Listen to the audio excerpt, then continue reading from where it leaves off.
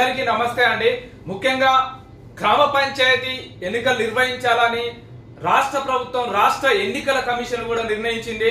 ముఖ్యంగా ఈ నెల 24, 25లో ప్రకటించి షెడ్యూల్ ప్రకటించి ఈ నెల లోపల పూర్తి స్థాయిలో ఎన్నికలు పూర్తి చేయాలని రాష్ట్ర ప్రభుత్వం నిర్ణయించింది. కాబట్టి ఫస్ట్ సర్పంచ్ ఎన్నికలు జరుగుతాయి, తర్వాత ఎంపీటీసీ జెడ్పీటీసీ ఎన్నికలు జరుగుతుంది. ముఖ్యంగా సర్పంచ్ ఎన్నికలు ముందు జరపడానికి కారణం సర్పంచ్ ఎన్నికలలో మెజార్టీ దాన్ని బట్టి ఎంపీటీసీ జెడ్పీటీసీ కైవసం చేసుకోవాలని రాష్ట్ర ప్రభుత్వం నిర్ణయించింది.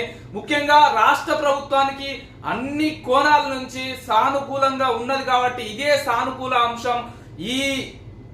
ఈ సానుకూల అంశాల మేరకే ముందుకు పోతే